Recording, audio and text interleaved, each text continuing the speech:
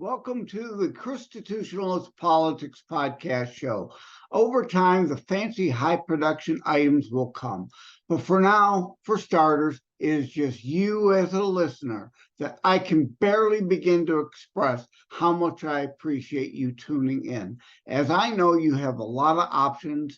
As Listen Notes, the podcast platform reports, there are about 168.9 million plus available podcast show episodes you could choose from, and I appreciate you taking the time to listen to me. As indeed it is just me on the podcast outside for now, all substance, no muss, no fuss, no fluff, no fancy or flashy high production inserts, just straight to the key discussion points. A show that looks at a variety of topics, mostly politics, through a Christian U.S. constitutionalist lens, hence the ChristiTutionalist Politics show name. I am your host, Joseph M. Leonard, and last name is spelled L-E-N-A-R-D, author, co-host the Savage Unfiltered podcast, and for purposes of this show, most notably, blogger for thelibertybeacon.com, which most of the content for this show will be derived, food for thought you can then delve deeper into via my online articles and reach your own conclusion.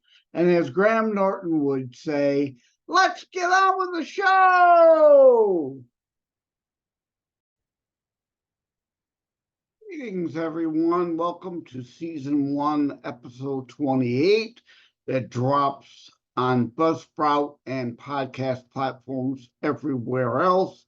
On December 30th, I drop episodes every Saturday and some occasional midweek special drops, like I will mention during this episode. And this episode is, can one generalize about women voters? Well, the short answer to that is maybe kind of sort of yes, just as you can generalize about male voters. There is a difference between men and women, despite the leftist assertions otherwise. And polling shows more men think certain ways and more women think certain ways. But the bottom line, of course, is that you shouldn't stereotype and generalize all women or men or any group or subgroup. Martin Luther King Jr. style, yes? Content of one's character. But can one generalize about women voters? And there will be a segment 2 with Andrea Putting, which her bio says, empowering visionary change makers through social mission, bridging divides with chocolate and coffee. So I hope you'll stay tuned for that.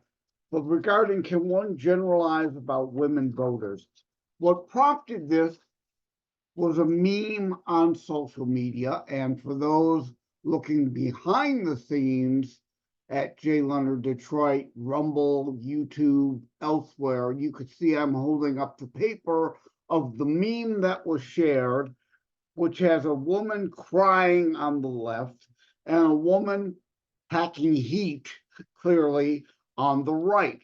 And at the top it says, Democrats want to make sure you have the right to have an abortion if you get raped. And at the bottom, Republicans want to make sure you can have a gun to prevent the rape from happening. There, of course, is the great divide between the left and right, whether women certainly do have the right to protect themselves and how many of them actually do indeed to prevent the rape. Fed Drone on Gab said, Millennial and later born women are the worst threat to democracy. Emotional basket cases who are destroying America with their lack of thinking and dependency on feeling and buying the feminist bull fed them. Well, again, that's a broad brush, major generalization, and not every woman is the same, but I understand based on his experience where he's coming from. He does have academia experience, so he deals with a lot of the left-leaning liberal snowflakes in the academic setting where all the wokest leftism propaganda is pushed into them. And hence why this article is titled what it is.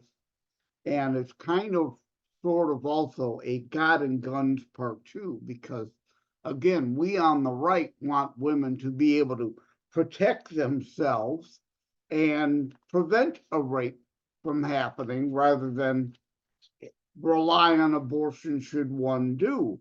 So I responded, we as conservatives, or as I now coined and call myself a ChristiTutionalist, are of course about individualism, as I said, MLK Jr. content of character, individual personal responsibility.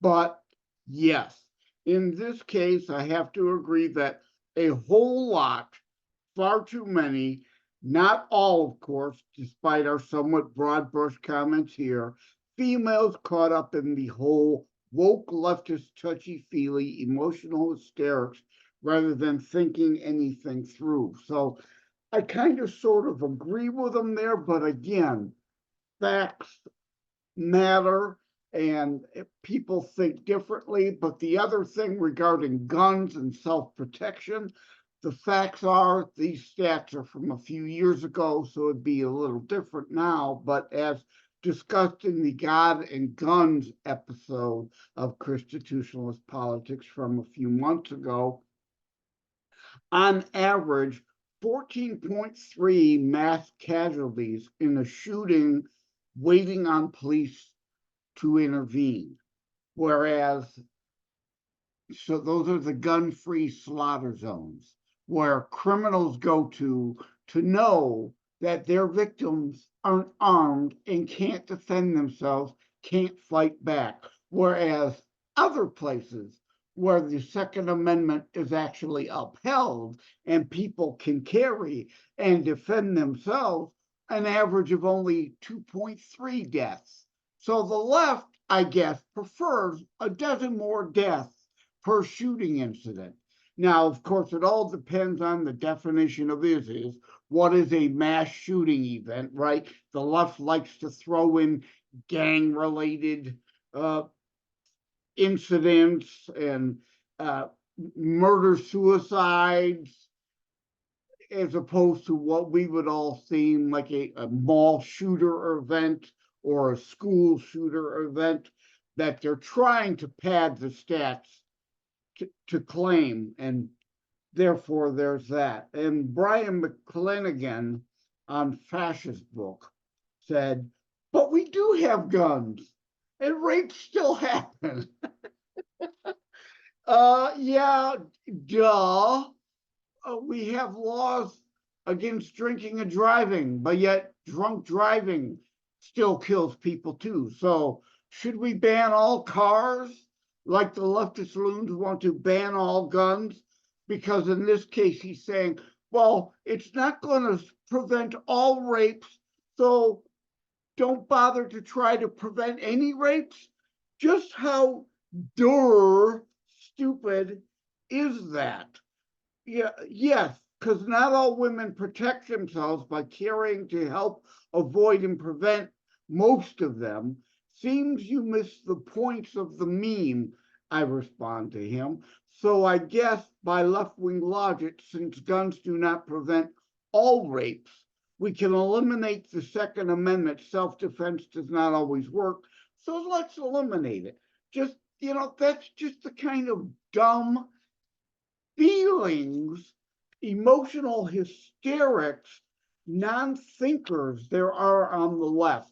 And more from Fascist Book, as you can see. Yeah, I don't script the episodes, but I'm reading from the rough draft, using it as notes from thelibertybeacon.com, where there will be the article, Can One Generalize, about women voters, that drops Saturday, December 30th, in conjunction with this episode. So Please check that for more. Again, they're meant to correspond with each other.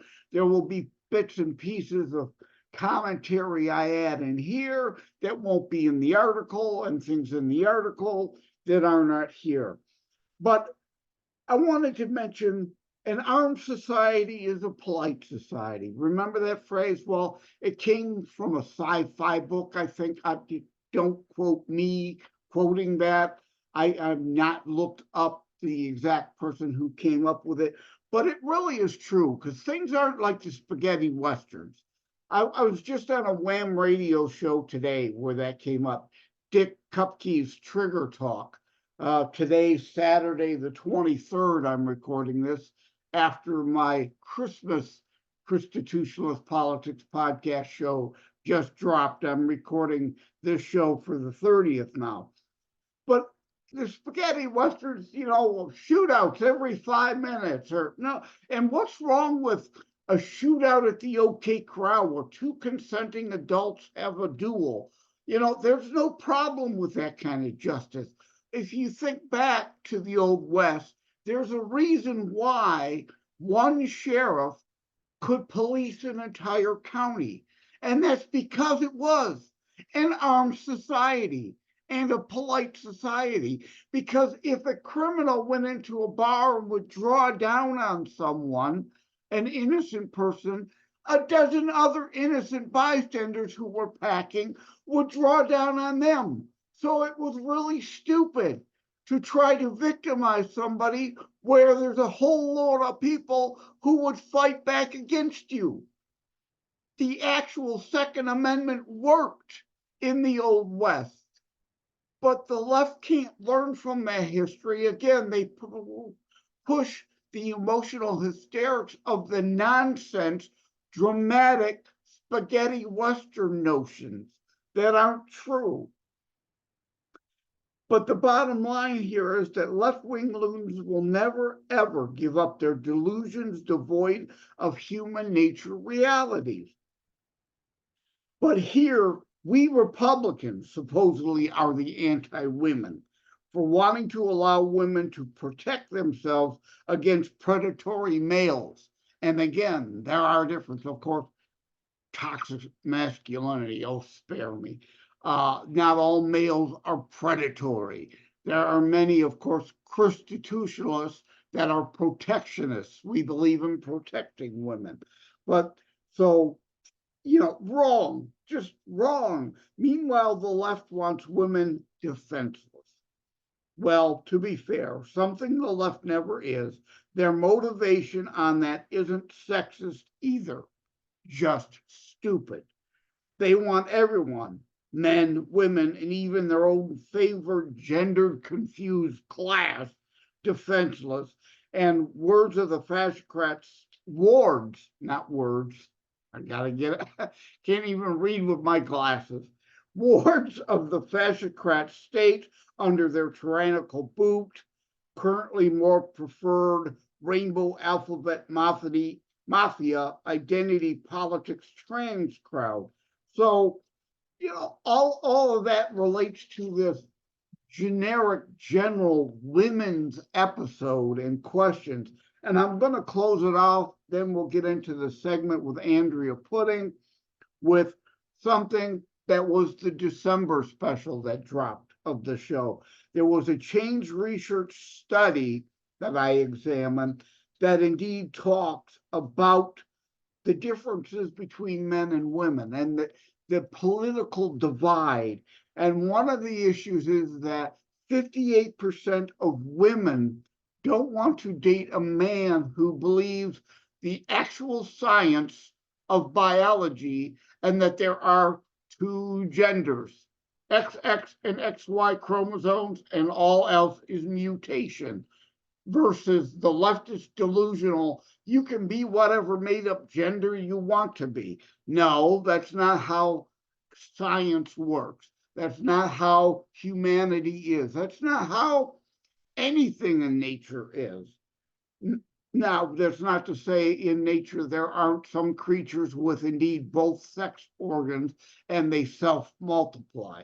But, that's, of course, a whole other topic, a whole other road to go down.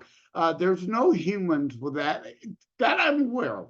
Again, if it were to have happened, it'd be mutation, and not the norm, not what we're talking about here. We're talking about, can one generalize about women and conversely men, voters in general? And yes, based on surveys and polls, a majority of women tend to think one way, whereas a majority of men, in several instances on a subject, a topic like the genders thing, think other.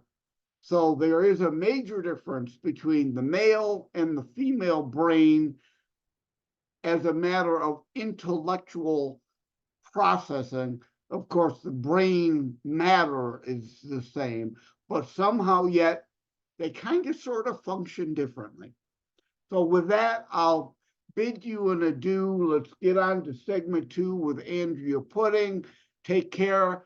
God bless. I hope you all had a great Hanukkah and Merry Christmas. And since this is dropping on the 30th, let me wish you all right now a very Happy New Year. That's right. I've got my New Year glasses here. For those of you looking on video, I got my 2024 New Year glasses, which will double. As you can see, it doesn't say Happy New Year on it. It's just a red, white, and blue flag light 2024, which I can then use for the 4th of July. I'm saving money. Buy one thing, kill two birds with two stones. Anyway, take care. See you next time. Let's move on to Andrea Putting. Like and subscribe to ChristiTutionalist Politics podcast and Savage Unfiltered. Maybe even go back a few years and dig up some old The Patriot angles. Share episodes. We need your help to grow the show. Please welcome now my guest, Andrea Putting. And if 99.9% of you all will hear this on audio only, so it will make no never mind.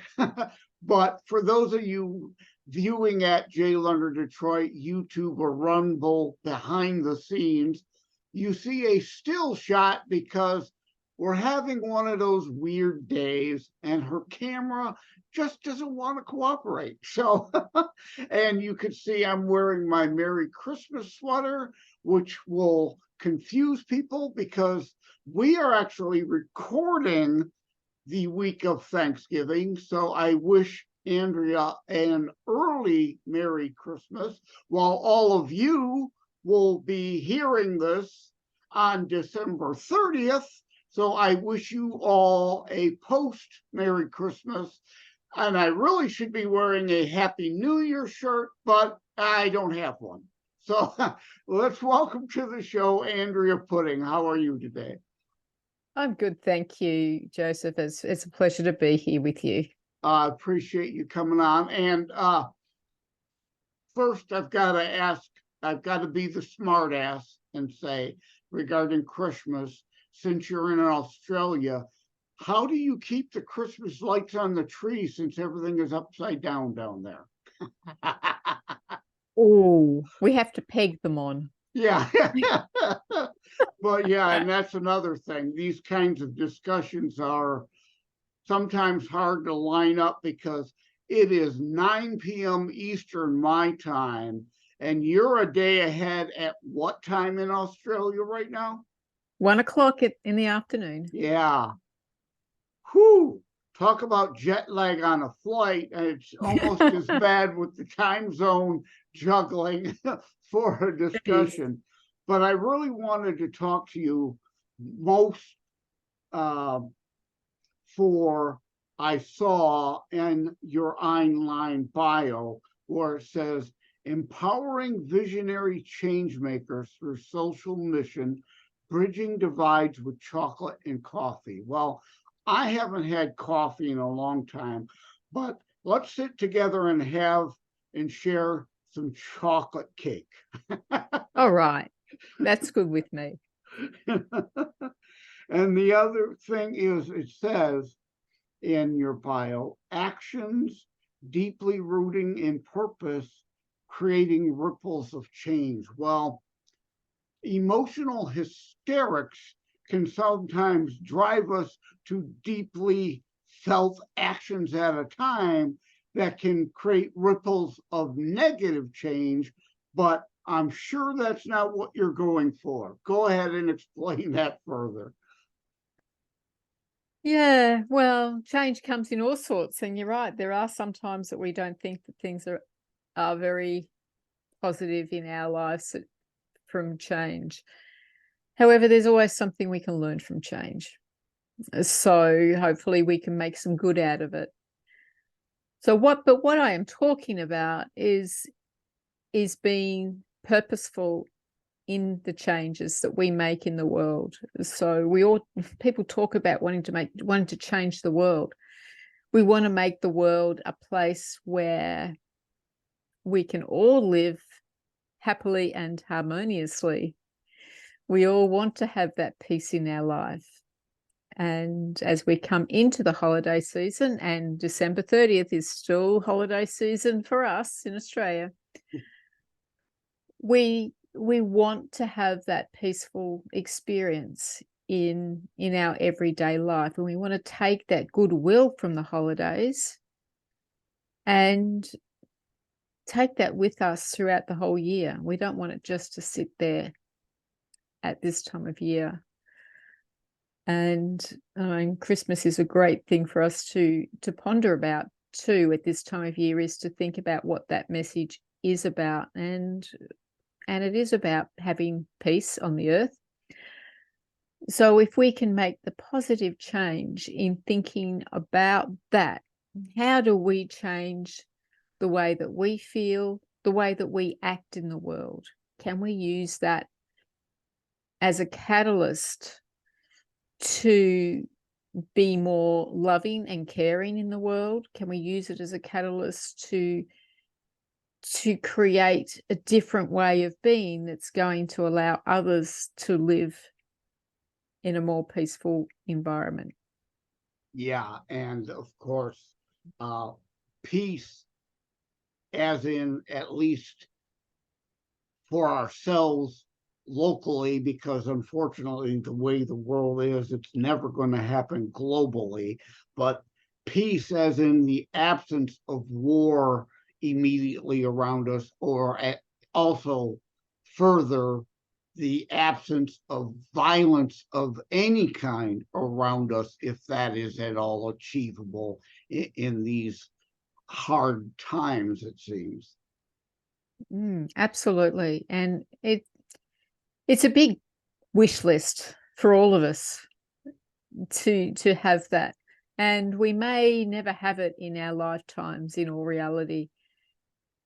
However, we have to be able to find that peace within ourselves to be able to live through that. And I strongly believe that we find that a great component of finding that peace within ourselves is how we treat the other. And that's very good. That's very important, because sometimes you see a whole lot of people who are have inner turmoil, and that manifests sometimes into outward hate towards others, projecting a way of their own inner turmoil. And you're so right about how we can help others achieve a sense of inner peace, because again, peace varies depending on whose terms the peace is kept. Yes, we all do have different definitions of peace, and what peace means to us personally, and how we find peace within ourselves is going to be different for each person. So I think finding that, encouraging people to do that, and I said, I think the greatest way for us to do that is to work together, to collaborate, just to sit and have chocolate and coffee. And when I talk about chocolate and coffee, it's chocolate and coffee is symbolic. Mhm. So I have people saying to me, well, not everyone likes chocolate and coffee. I don't drink coffee, so you're discounting me. But I don't drink coffee myself. I've never liked coffee. I don't even like the smell of coffee. But it is a term that's used. Let's go and have coffee.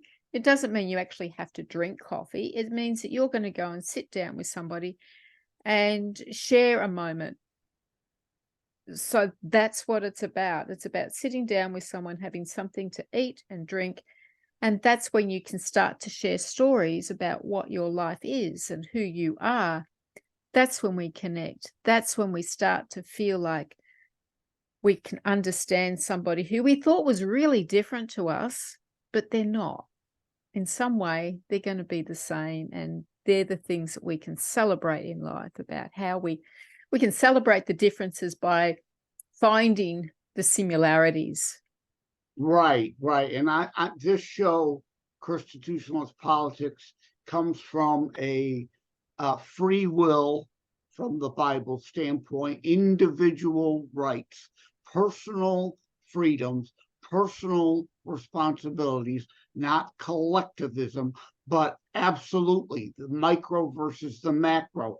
And Martin Luther King Jr., content of one's characters, not lumping everyone together in a class as being that stereotype of that class. And yes, there is way too many people looking at divisions and dividing, as opposed to, like you said, if we could just slow down and shut that out and look at things we have in common. Again, even though we're all individuals and different and come from different cultures, humanity as a whole still holds generally certain hopes and desires for oneself and each other, and a peace, the absence of violence around us, I would certainly hope is universal. Yeah, I believe it is. I believe it is. It's just that people have different concepts of how you obtain peace. And some of it is through violence and war, and which, of course, the majority of us don't approve of. Yeah. We don't agree with. And how we get them to think else otherwise is anyone's guess. But I would hope that if we could sit down with some of those, that maybe we can share viewpoints that may open their minds. It's a hard one, and they're the people that we pray for. It's again human nature and psychology. It goes back to some people's insecurities. They only feel secure and at ease, and that peace can only exist for them if they have their jackboot on everybody else, creating their definition of conformity so they can feel at ease. But I also see in the bio about, as you've kind of implied here, that ways we together can inspire and foster a world filled with compassion and harmony. And that's another problem. There's a lot of people who are hard and they can't grasp empathy and sympathy. They're so caught in themselves. Yeah.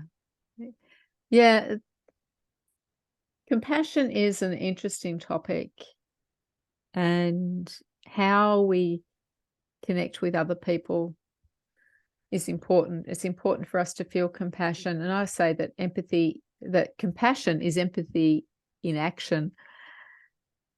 That people have to learn that empathy to start with. They have to understand that. And the way I think we learn empathy is by listening to other people's stories, is by being open when we listen to them, and to be able to go into a conversation listening to the stories without our own judgment. And sometimes that can be hard. It's hard to get past our own predetermined ideas sometimes, to be able to just sit and listen to somebody. However, there is research that shows if you listen to someone for just 1 hour, that terrible intolerances can be broken down, and not just to that person, but to the whole social group.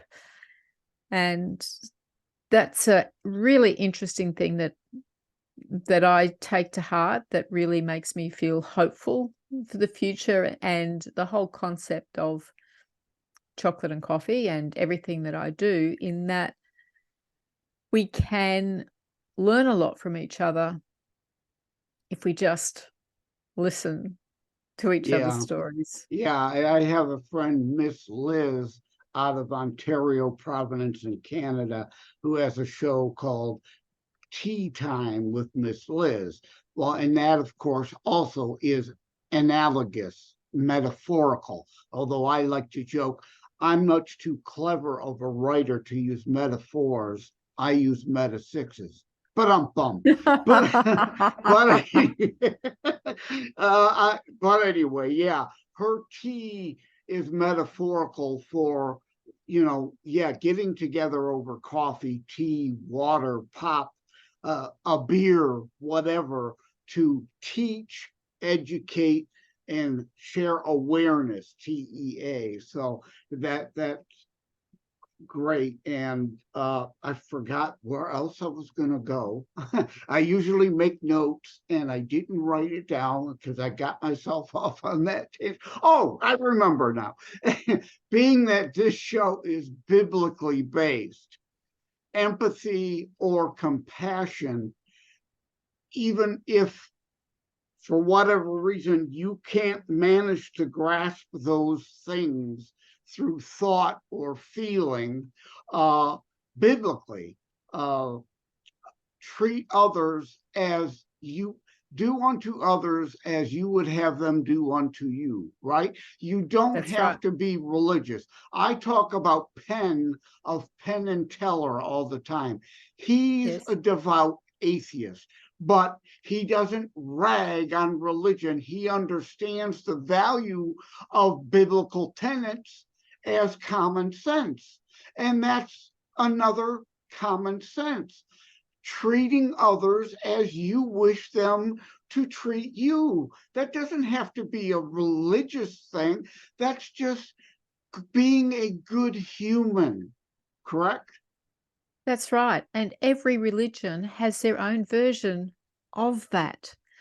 So why is there anything different? Why is the world treating each other any other way but that, when that's the basis of every religion on earth? Yeah, well, that's because we are on Earth, and there are people with earthly, selfish agendas who want to hysterically drum up hatred of others for their own obtaining and keeping power and control while on Earth. So yeah, we have to stop allowing them to do that to us.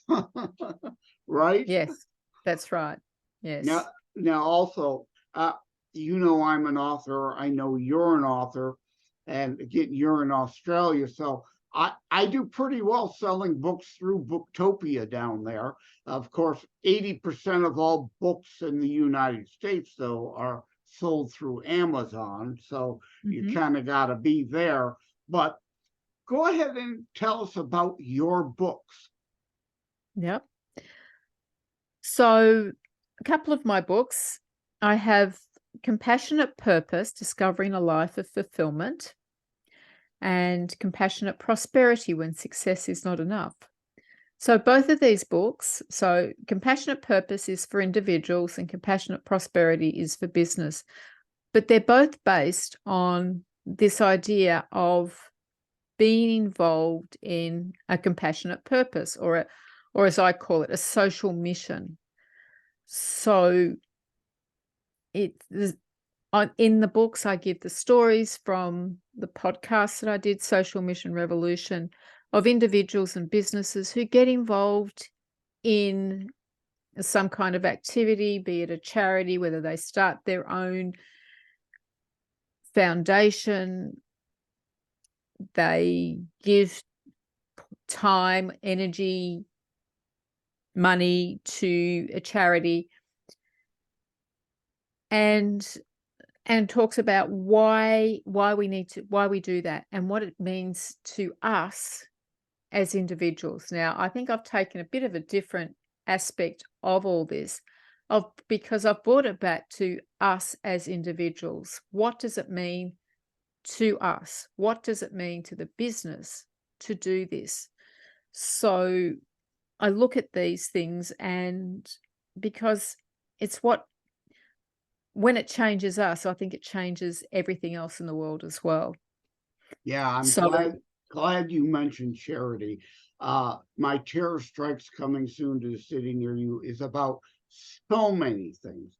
Terrorism is just the thread that kind of holds the sub-themes all together from beginning to end. And charity, being a Christian myself, is a big thing, big deal to me. So I have terrorstrikes.info/charity at my site.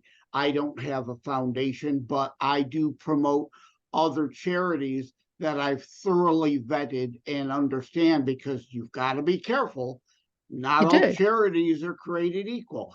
You've got to vet them and understand if 90% of the money is going to the people they say they're helping in need versus 90% into somebody's pocket to claim they're charitable and giving away 10%.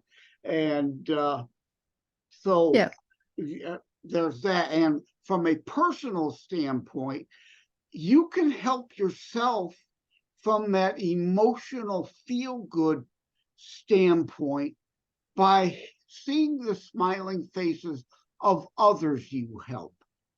absolutely. And from a business standpoint, if nothing else, it's good community. Even though I'm about individualism, not communism, but community on the micro level, it takes a village, is biblical. Your friends, your neighbors, your family, your community. It's very important. And just from a business standpoint, it's intelligent, promotional wise, to do that, if nothing else. That's right. That's an important thing. So that's why I've got the two separate books.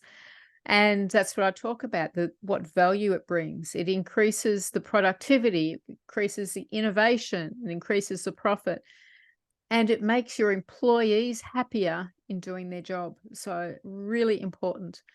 But one of the aspects that I focus on in both books is finding that social mission that suits you or your business. So for everyone, it's different. For some people, it is donating money to charity. That's what brings them light. Some people, they love to raise money, to be involved in fundraisers, and that's wonderful and it's so important. However, for other people, they need to be physically involved in something. And so I look at how we find that something that's really going to light up the person or light up the people working in a business that really fits with their skill set, with their passions, and in a way that's going to excite them in their everyday work and life, that's just going to bring them alive. So I think that's a really important thing to look at. So kind of my books, while I'm all about community involvement, making the world a better place, doing things on a scale like that, I very much bring these books back to this personal sense of, hey, this is what's going to make me feel good. This is what's going to change my world, because when we change our world, we're able to help other people. So, and one of my favorite things to say is that when we touch the lives of one person, we change the world, and we change it for ourselves, we change it for the person we help, and then that ripples out into the world.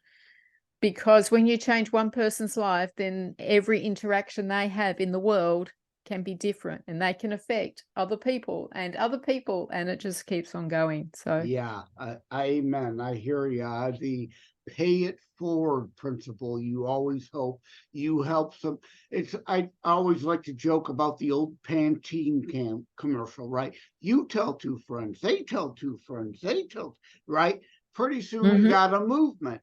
The pay it forward principle. Well, my show, generally, I try to keep under an hour, and this is only one segment in the December 30th show, so I'm going to wrap it up.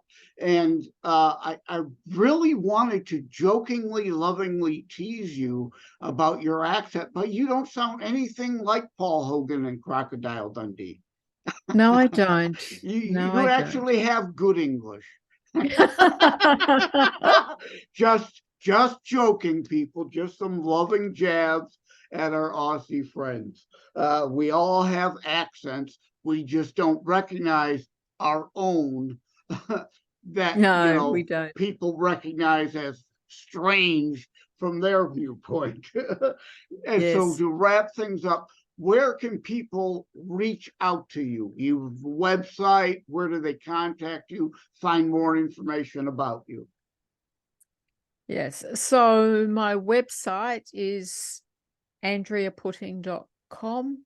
Very easy to find me. Just Google my name. I'm the only one in the world, so you'll be able to find me on LinkedIn without any trouble at all. Facebook, Instagram, Amazon. My books are all on Amazon, as you said. That's the biggest bookseller in America. For North America, yeah. So yeah, you can find my books there, or you can on any internet bookseller, you'll be able to find them. And do you have your own website at all? Yes, andreaputting.com. Okay, I zoned out. I don't know if you had already said that or not. But you're lucky. You're, as far as you know, via Google, you're the only one in the world. Unlike me, I have to go Joseph M. Leonard, and it looks French. It's not. It's Leonard, but without an O, because there is a Joseph Lenard in South Carolina who is also an author. And of course, when you do Google, whether you spell my name right or wrong, it gives you all those other people that spell it Leonard, and I get lost in that shuffle at times. So you're really lucky to, as far as you know, be the only one that at least Google is returning results for. And like I always say, I avoid Google anyway. I use DuckDuckGo, Jibberoo, and FreeSpoke. Google is great for shopping, but I always say for serious information, you want to go to the other ones that don't put in a bias to categorize their results. You get true aggregated highest hits results. Or like on Google, you could Google my name. 99% of the information about me you won't find there.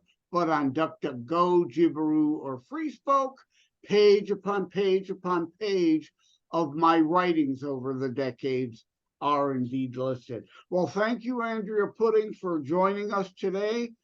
I hope you have a Merry Christmas, as again, we're recording ahead, and had a Merry Christmas as time of the airing.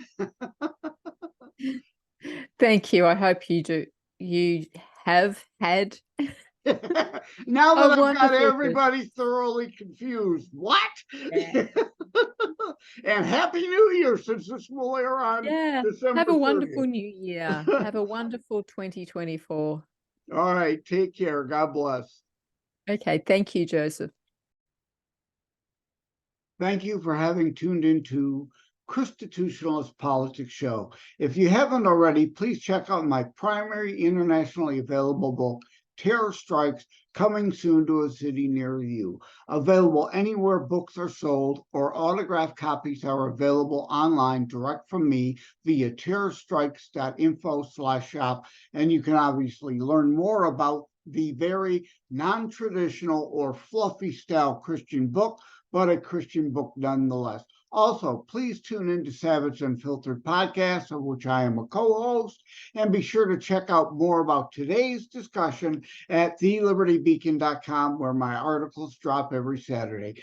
In addition to seeing the corresponding thelibertybeacon.com piece referenced in any episode of ChristiTutionalist Podcast, see to the show transcript on podcast platforms that provide access to it, like Buzzsprout at tinyurl.com/ChristiTutionalist for additional bonus material there in the transcript. Thank you. Take care. God bless. Hey, gang, a brief interruption in the show about Christmas giving, kind of, sort of, or to ask, are you a coffee drinker? What about other coffee drinkers you know? It's indeed Christmas giving time, Hanukkah giving time. Again, this being December now, I want to ask you, those coffee drinkers on your gift giving list, if I can get the words out correctly. What do you socks that'll get put in a drawer they forgot you gave them, a tie or a shirt that'll end up buried in the back of the closet they forgot you gave them? How about something useful like blackout coffee? Yes, I am partnering with Blackout Coffee. You can use promo code JOSEL20, Joseph for Joseph, L20 for 20% off. JOSEL20 promo code. Or better yet, I've created a shortcut, tinyurl.com/blackout coffees. And of course, blackout coffees all run together as one word, not three separate words. So again, tinyurl.com. I love using their shortcut services /blackout coffees.